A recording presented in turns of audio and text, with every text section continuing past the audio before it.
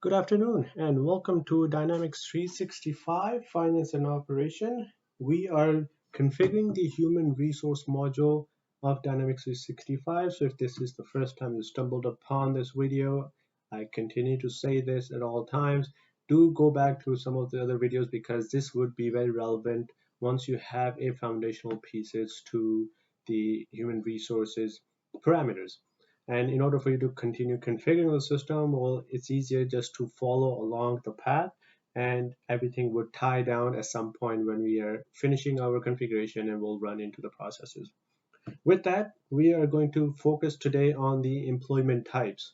So it is very similar to employment category, very easy to configure, but the relevance of employment type is of course to do with the reporting. So reporting also plays a role in this. And for you to configure it, of course, you go into the human resources. Right underneath the setup, you have employment type.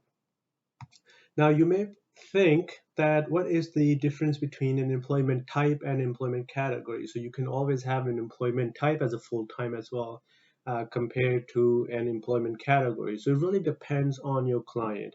And I tend to share my experience in these videos with you, what I have seen, what I have configured, just to convey the best practices, the Microsoft best practices that are taught to us as a consultant. So employment category, as discussed in the previous video, is we have full-time, part-time employees, or we have like seasonal employees. Whereas employment type can be, you could say in quotation, categorized as hourly employees or salary employees or exceptional employees. So these are the employment type that I have seen in my implementation. And that is sort of the difference between an employment category and an employment type. Of course, this information is given to you by the client. So they need to tell you what their employment type is, even if it's relevant to them or not. But this is something that you can convey to them. Then propose that employment type from your experience can be something to do with hourly employees if they have hourly employees or they pay hourly employees, or they can be salary employees. So similar concept to the employment category is a simple form. In order for you to simply configure it, you either click edit like I did because there was already a line created, an empty line, or you click new and an empty line would be created for you.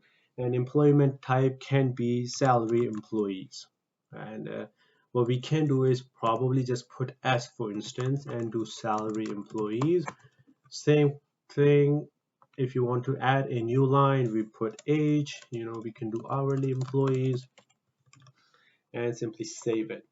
So once you have that configured in the system, the way you would assign this, it's exactly the same way you would go and assign the employment category. So if you click on human resources, click on employees underneath the workers, and we'll select the very first record that we want to assign this employment type to, go into work history, and employment details, and this is where the employment type is.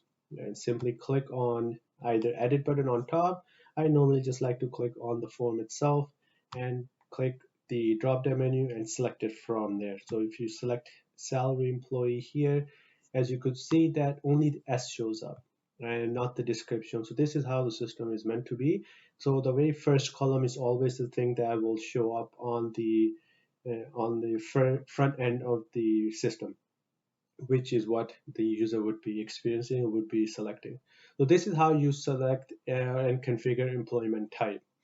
And with that, I will close our call for today, and then we will continue configuring our human resources module until we go into the processes.